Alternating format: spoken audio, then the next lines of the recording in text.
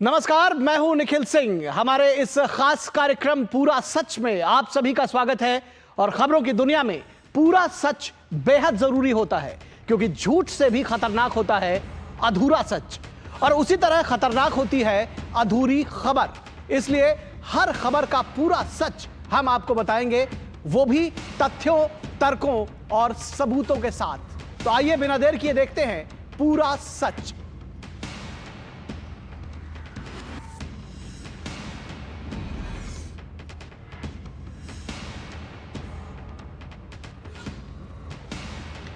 तो पूरा सच यानी पूरी खबर। आज पूरा सच में हम बात करेंगे स्वातंत्र्य वीर विनायक दामोदर सावरकर की, जिन्हें लेकर महाराष्ट्र विधानसभा चुनाव के मद्देनजर राजनीति फिर गर्मा गई है। तो पूरा सच में आज पहला मुद्दा होगा महाराष्ट्र विधानसभा चुनावों में वीर सावरकर कितना बड़ा मुद्दा है, और आखिर कांग्रेस क्यों बार बार करती है वीर सावरकर का अपमान। पूरा सच में आज दूसरा मुद्दा होगा राहुल गांधी की पार्टी के नेता क्या उनकी दादी इंदिरा गांधी के विचारों से बेखबर हैं, या फिर वो इंदिरा जी के विचारों से इत्तेफाक नहीं रखते। क्या उन्हें नहीं पता कि इंदिरा जी ने वीर सावरकर को बताया था रिमार्केबल सन ऑफ इंडिया। और पूरा सच में आज तीसरा मुद्दा होगा कि क्या कर्नाटक में वक्फ के नाम पर किसानों की संपत्ति लूटी जा रही है। मंदिरों, मठों और व्यक्तिगत जमीनों पर वक्फ को कब्जा दिलाने के लिए कर्नाटक की कांग्रेस सरकार आखिर क्यों है इतनी बेताब, जानेंगे इसका भी पूरा सच। तो आइए देखते हैं पूरा सच पूरे विस्तार के साथ। महाराष्ट्र विधानसभा चुनाव के लिए प्रचार जोर पकड़ता जा रहा है और सभी पार्टियों के दिग्गज नेता अब प्रचार के लिए मैदान में उतरने वाले हैं। कांग्रेस सांसद राहुल गांधी भी 6 नवंबर से महाराष्ट्र से विपक्षी खेमे के चुनाव प्रचार की कमान संभालेंगे और मुंबई में महाविकास अघाड़ी की संयुक्त रैली में शामिल होंगे, जिसमें शिवसेना यूबीटी चीफ उद्धव ठाकरे भी मौजूद रहेंगे।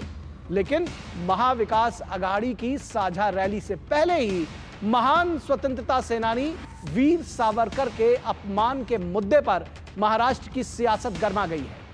महाराष्ट्र बीजेपी के वरिष्ठ नेता आशीष शेलार ने महान स्वतंत्रता सेनानी वीर दामोदर सावरकर का अपमान करने के मुद्दे पर नेता प्रतिपक्ष और कांग्रेस नेता राहुल गांधी से माफी की मांग की है। इसके साथ ही उन्होंने पिछले महीने कर्नाटक में कांग्रेस नेता की ओर से वीर सावरकर का अपमान किए जाने को लेकर शिवसेना यूबीटी प्रमुख उद्धव ठाकरे को भी घेरा है। पहले सुनिए मुंबई बीजेपी अध्यक्ष आशीष शेलार ने क्या कहा, और फिर हम आपको विस्तार से बताएंगे कि राहुल गांधी से लेकर कांग्रेस के हर छोटे बड़े नेता वीर सावरकर का अपमान आखिर क्यों करते आए हैं। और आज पूरा सच में हम वीर सावरकर से जुड़ा वो सच भी बताएंगे, शायद जिसे देखने के बाद वीर सावरकर के विरोधियों को थोड़ा सद्बुद्धि आ जाए।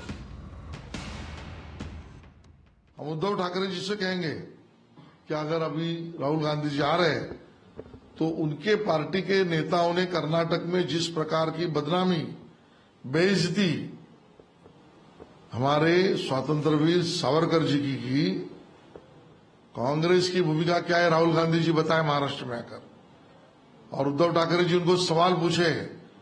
नहीं तो राहुल गांधी जी को इस बारे में उत्तर देने के लिए बाध्य करना पड़ा तो हम आंदोलन भी करेंगे।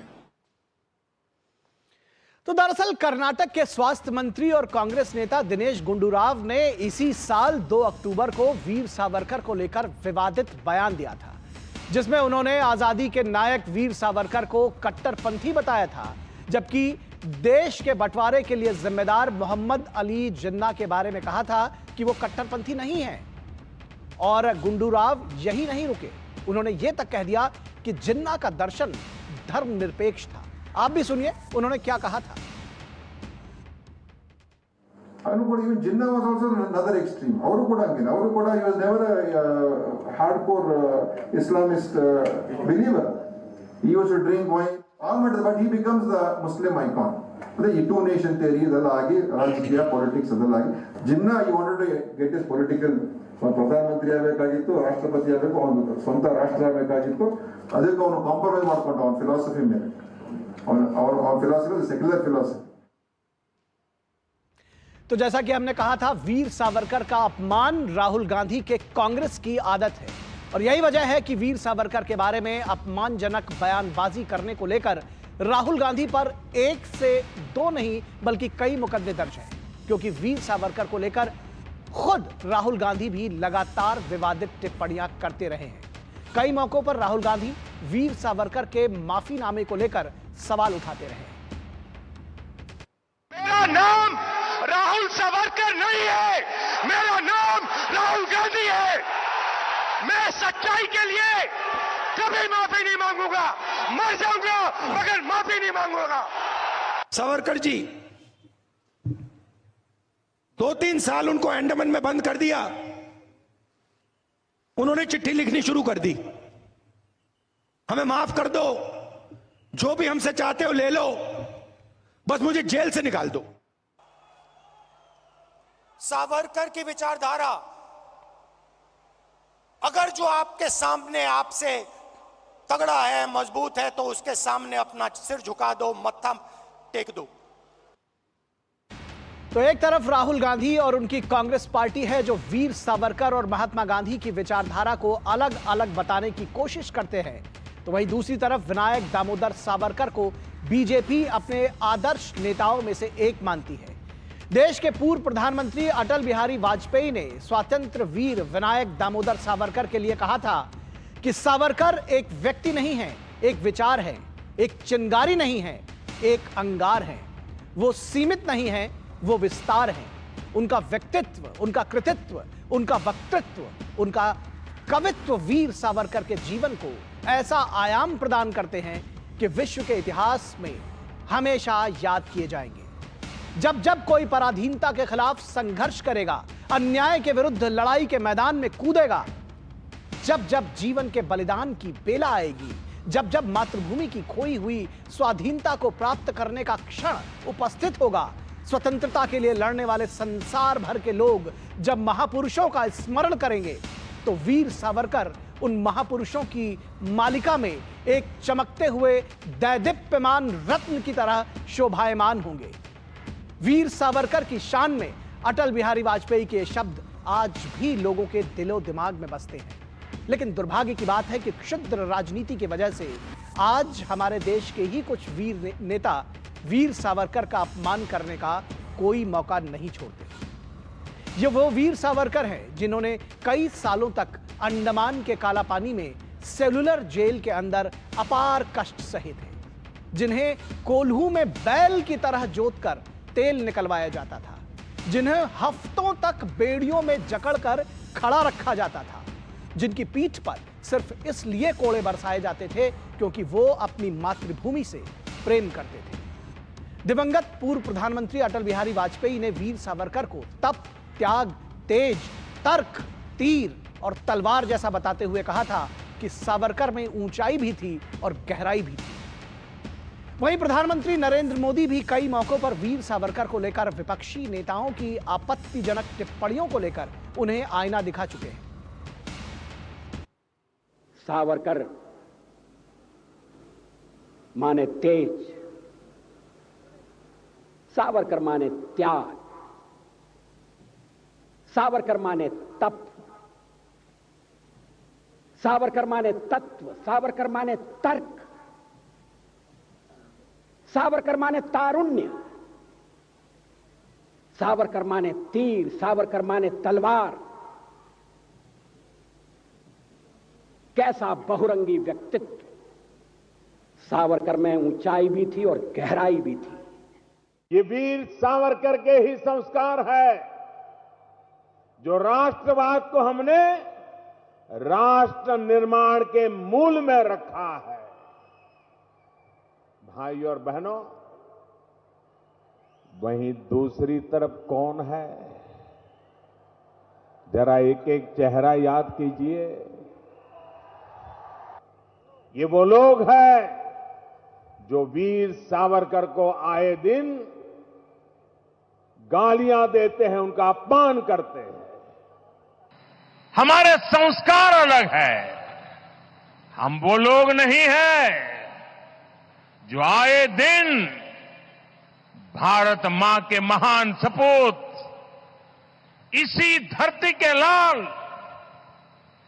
वीर सावरकर को अनाप शनाप गालियां देते रहते हैं, अपमानित करते रहते हैं, देशभक्तों की भावनाओं को कुचलते हैं। वीर सावरकर को गालियां देने के बावजूद भी माफी मांगने को जो तैयार नहीं है, अदालतों में जाकर के लड़ाई लड़ने को तैयार है। हालांकि कांग्रेस के नेता आए दिन वीर सावरकर और उनकी विचारधारा पर सवाल खड़े करते रहते हैं, उन्हें बार बार अपमानित करते हैं। कांग्रेस के कई नेता तो खुलकर वीर सावरकर को माफी वीर कहते हैं। तो आइए अब आपको बताते हैं कि राहुल गांधी की दादी और पूर्व प्रधानमंत्री इंदिरा गांधी के वीर सावरकर पर क्या विचार थे। इंदिरा गांधी ने वीर विनायक दामोदर सावरकर को रिमार्केबल सन ऑफ इंडिया यानी भारत का विलक्षण सपूत कहा था। भारत का विलक्षण सपूत। इंदिरा गांधी ने 20 मई 1980 को सावरकर राष्ट्रीय स्मारक के सचिव पंडित बाखले को एक पत्र लिखा था। इस पत्र में इंदिरा गांधी ने न केवल वीर सावरकर के आजादी में योगदान का जिक्र किया था, बल्कि उन्हें वीर कहकर संबोधित किया। आज सावरकर को माफी वीर कहने वाले कांग्रेस के नेताओं को अपनी महान नेता इंदिरा गांधी का पत्र ध्यान से पढ़ना चाहिए। इंदिरा गांधी इस पत्र में लिखती हैं, प्रिय श्री बाखले, मुझे आपका पत्र 8 मई 1980 को मिला था। वीर सावरकर का ब्रिटिश सरकार के खिलाफ मजबूत प्रतिरोध हमारे स्वतंत्रता आंदोलन के लिए काफी अहम है। मैं आपको देश के विलक्षण सपूत रिमार्केबल सन ऑफ इंडिया के शताब्दी समारोह के आयोजन के लिए बधाई देती हूं। इंदिरा गांधी 20 मई 1980। तो ये पत्र जिन लोगों को भी जिन कांग्रेस के नेता जो लगातार वीर सावरकर को अनर्गल बातें कहते हैं, उनको जरूर पढ़ना चाहिए। और इंदिरा गांधी ने न केवल वीर सावरकर को रिमार्केबल सन ऑफ इंडिया माना, बल्कि इंदिरा गांधी ने तो यह तक कह दिया कि वीर सावरकर के नाम से साहस और देशभक्ति की प्रेरणा मिलती है। इंदिरा गांधी का मानना था कि वीर सावरकर महान क्रांतिकारी थे और उनसे अनगिनत लोगों ने प्रेरणा ली थी। इंदिरा गांधी ने यह विचार प्रकट किए थे वीर सावरकर की मृत्यु के ठीक बाद 26 फरवरी 1966 को। वीर सावरकर के निधन के बाद इंदिरा गांधी ने अपने शोक संदेश में कहा था कि विनायक दामोदर सावरकर समकालीन भारत के महान नेता थे, जिनका नाम साहस और देशभक्ति की प्रेरणा देता है। वो महान क्रांतिकारी के सांचे में ढले ऐसे व्यक्तित्व थे जिनसे अनगिनत लोगों ने प्रेरणा ली।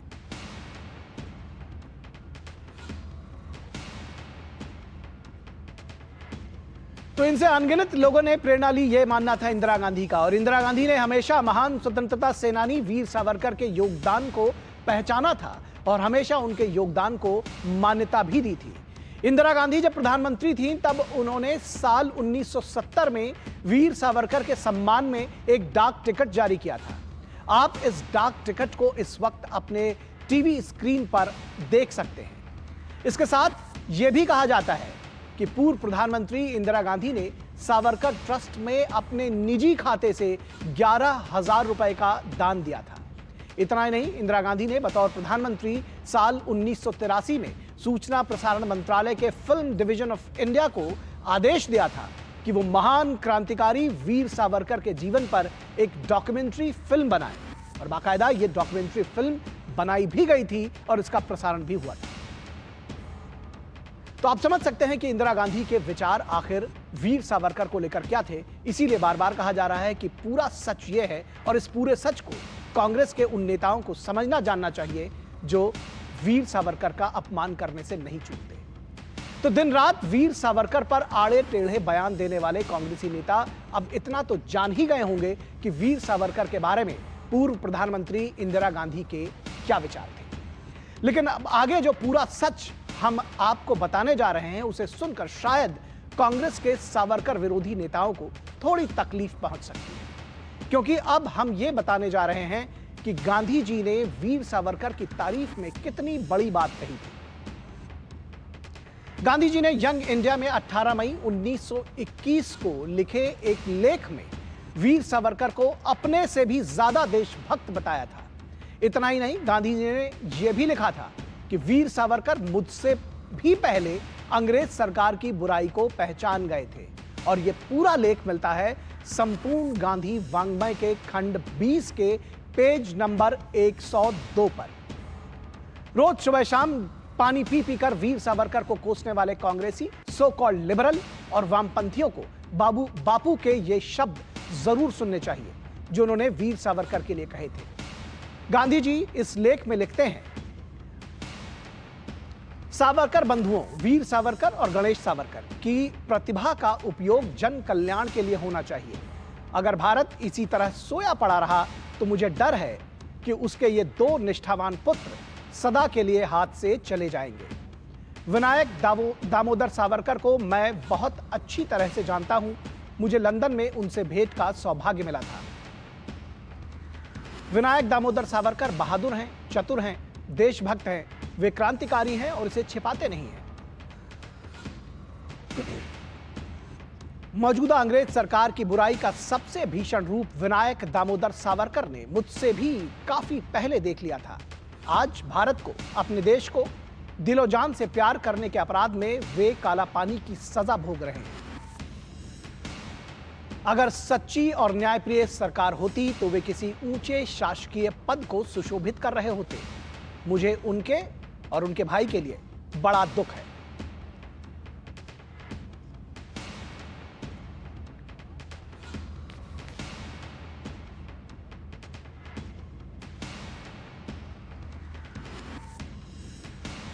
और अब आपको बताते हैं कि महान क्रांतिकारी शचीन्द्र नाथ सान्याल ने वीर सावरकर और क्षमादान के बारे में आखिर कहा क्या है। दरअसल सान्याल को 1916 में काले पानी की सजा हुई और उस दौर में वीर सावरकर भी काले पानी की सजा भुगत रहे थे। सान्याल ने अपने काला पानी के संस्मरण बंदी जीवन नाम की पुस्तक में लिखे थे, जिसमें उन्होंने बताया था कि वीर सावरकर की सलाह पर ही उन्होंने ब्रिटिश सरकार को क्षमादान का पत्र पहुंचाया था, जिसके बाद 1920 में उन्हें रिहा कर दिया गया। ये वही शचीन्द्र नाथ सान्याल हैं जिन्हें महान क्रांतिकारी भगत सिंह और चंद्रशेखर आजाद का गुरु माना जाता है।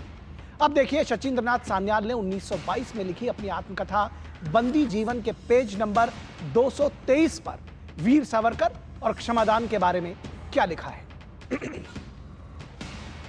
सावरकर ने भी तो अपनी चिट्ठी में वैसी ही भावना प्रकट की थी जैसी मैंने की है, तो फिर सावरकर को क्यों नहीं छोड़ा गया और मुझे क्यों छोड़ा गया? मेरे छूटने पर सावरकर के रिहा न होने के पीछे दो वजह थी। पहली ये कि बंगाल की जनता ने मुझे रिहा करने के लिए आंदोलन चलाया, जबकि महाराष्ट्र में यानी सावरकर के गृह राज्य में ऐसा नहीं हुआ। इसके अलावा दूसरी वजह यह है कि सावरकर की गिरफ्तारी के बाद महाराष्ट्र में क्रांतिकारी आंदोलन समाप्त हो गया था। इसलिए सरकार को डर है कि कहीं सावरकर की रिहाई से फिर से महाराष्ट्र में क्रांतिकारी आंदोलन शुरू ना हो जाए।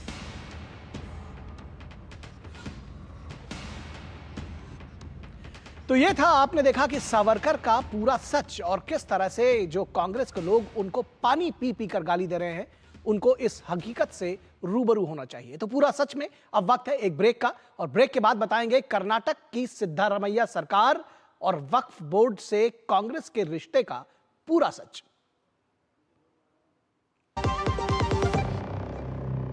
बात जब पीढ़ियों के लिए बनने वाले घर की हो तो जिम्मेदारी बड़ी हो जाती है। गैलेंट समझता है ये जिम्मेदारी। अब डबल एम रिब्स के साथ गैलेंट एडवांस TMT रीबार, निर्माण का रियल हीरो। गोल्डी मसाले के 100 ग्राम के स्पेशल पैक्स में फ्रेशनेस लॉक है। ऐसे गोल्डी मसाले जहां जाएं रिश्ते बनाएं। मेरी पसंद, मेरी पसंद, मेरी पसंद, मेरी पसंद, हमारी पसंद, हम सबकी पसंद। मजबूत देश का मजबूत सरिया हो गया स्टील।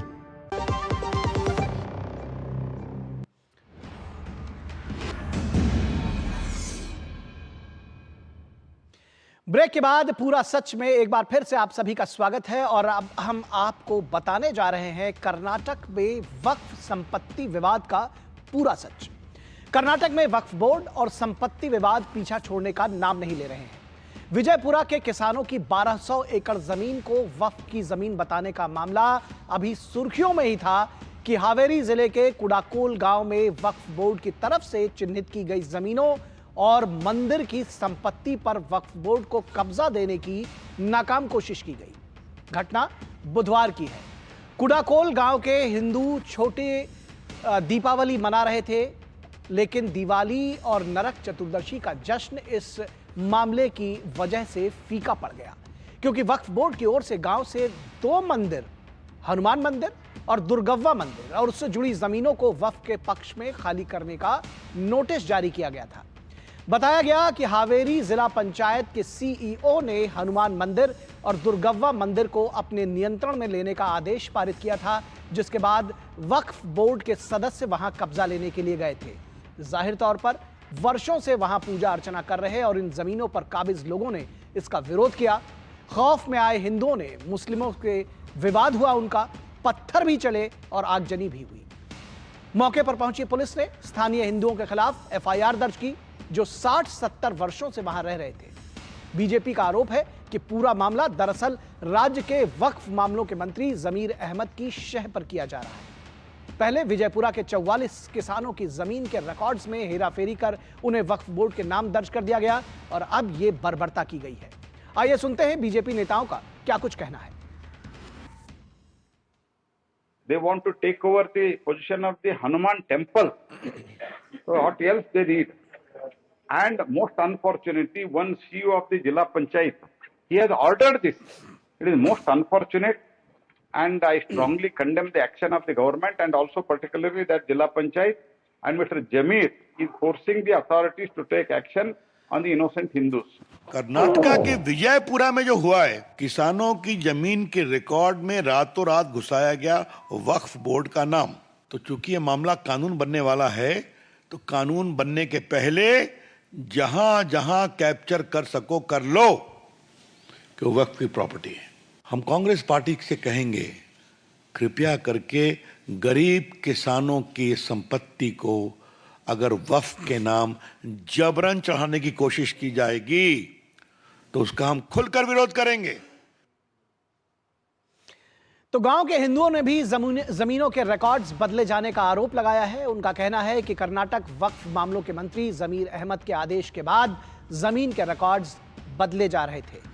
इस बीच बीजेपी विधायक बसन गौड़ा पाटिल ने प्रधानमंत्री नरेंद्र मोदी को एक पत्र लिखा है और इसमें कहा है कि वक्फ संपत्तियों का राष्ट्रीयकरण किया जाना चाहिए, नेशनलाइजेशन किया जाना चाहिए। पाटिल ने पत्र में विजयपुरा जिले के सिंदगी में स्थित विरक्त मठ पर वक्फ के दावे का मुद्दा भी उठाया है और लिखा है कि वक्फ बोर्ड का लक्ष्य केवल किसानों तक सीमित नहीं है, बल्कि ये कई मंदिरों और मठों की संपत्तियां भी वक्फ के निशाने पर हैं। पाटिल ने लिखा है कि जिस विरक्त मठ पर वक्फ बोर्ड दावा कर रहा है उसे 12वीं-13वीं शताब्दी में रानी अबक्का द्वारा दान किया गया था, जबकि वक्फ बोर्ड का गठन ही 19वीं शताब्दी में हुआ।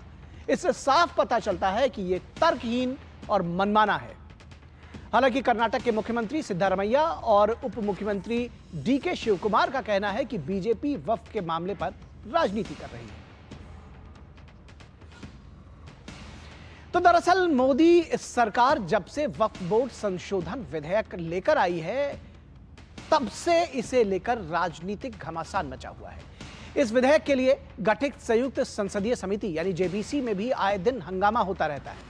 तो आइए जानते हैं कि इस मुद्दे पर विपक्ष के विरोध का आखिर क्या है पूरा सच। वक्फ बोर्ड में सुधार के लिए लाए गए बिल का सबसे ज्यादा विरोध ममता बनर्जी की टीएमसी कर रही है और इस विरोध के पीछे का पूरा सच है मुस्लिम तुष्टीकरण। पश्चिम बंगाल में 27% मुस्लिम वोटर हैं जो टीएमसी का वोट बैंक माने जाते हैं। बंगाल में 80,480 वक्फ संपत्तियां हैं। उत्तर प्रदेश में समाजवादी पार्टी के विरोध की भी यही वजह है। यूपी में मुस्लिम आबादी 19% के आसपास है। यूपी में मुसलमानों को समाजवादी पार्टी का वोट बैंक माना जाता है। 2 लाख से ज्यादा वक्फ संपत्तियां हैं। बिहार में तेजस्वी यादव की आरजेडी को वक्फ की इसीलिए इतनी चिंता है क्योंकि उनके राज्य में करीब 17% मुस्लिम वोट बैंक है, जो परंपरागत रूप से आरजेडी का वोट बैंक माना जाता है।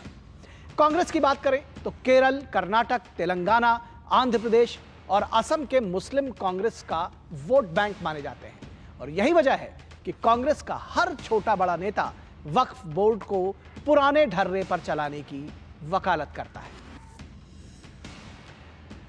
तो जिस वक्फ संपत्ति को लेकर इतने विवाद हैं, उनका प्रबंधन कौन करता है? भारत सरकार ने वक्फ संपत्तियों के प्रबंधन और रखरखाव के लिए सेंट्रल वक्फ काउंसिल और वक्फ बोर्ड की व्यवस्था की है और देश की सभी वक्फ संपत्तियों के रिकॉर्ड को डिजिटल करने का काम Waqf asset management system of India कर रहा है। आपको यह आंकड़ा हैरान कर सकता है कि दुनिया में सबसे ज्यादा वक्फ संपत्ति किसी मुस्लिम आबादी वाले देश में नहीं है, बल्कि यह भारत में है। आपको यह जानकर भी हैरानी हो सकती है कि तुर्की, लीबिया, मिस्र, Sudan, Lebanon, Syria, Jordan, Tunisia और इराक जैसे इस्लामी देशों में तो वक्फ बोर्ड का प्रचलन ही नहीं है, लेकिन भारत में इसकी व्यवस्था है और देश में भारतीय सेना और भारतीय रेलवे के बाद सबसे ज्यादा जमीन वक्फ बोर्ड के पास है। ताजा आंकड़ों के मुताबिक वर्तमान में वक्फ बोर्ड के पास देश भर में करीब 9,40,000 एकड़ में फैली करीब 8,72,336 अचल संपत्तियां हैं। वक्फ बोर्ड के पास 16,713 चल संपत्तियां भी हैं। वक्फ बोर्ड की कुल संपत्तियों की अनुमानित कीमत 1,02,000 करोड़ रुपए बताई जाती है। राज्यों की बात करें तो सर्वाधिक वक्फ संपत्ति उत्तर प्रदेश में है। उत्तर प्रदेश और बिहार में शिया और सुन्नी संपत्तियों के प्रबंधन के लिए अलग अलग वक्फ बोर्ड हैं। उत्तर प्रदेश सुन्नी वक्फ बोर्ड के पास 2,17,161 संपत्तियां हैं, जबकि उत्तर प्रदेश शिया वक्फ बोर्ड के पास 15,386 संपत्तियां हैं। यूपी के बाद सर्वाधिक वक्फ संपत्तियां पश्चिम बंगाल में हैं, जहां 80,480 वक्फ संपत्तियां दर्ज हैं। इसके बाद पंजाब में 75,965, तमिलनाडु में 66,092 और कर्नाटक में 62,830 वक्फ संपत्तियां हैं। तो वक्फ का पूरा सच आप जरूर समझे होंगे कि आखिर इसके पीछे की सियासत क्या है और क्यों कांग्रेस, समाजवादी पार्टी, टीएमसी समेत जो तमाम दल हैं वो वक्फ को जस का तस रहने देना चाहते हैं। तो आज पूरा सच में इतना ही। अगले हफ्ते फिर होगी आपसे मुलाकात अपने इस विशेष कार्यक्रम में और हम किसी और सियासी मुद्दे की पड़ताल करेंगे, उसकी परख करेंगे। तो मुझे और मेरी पूरी टीम को दीजिए इजाजत। नमस्कार।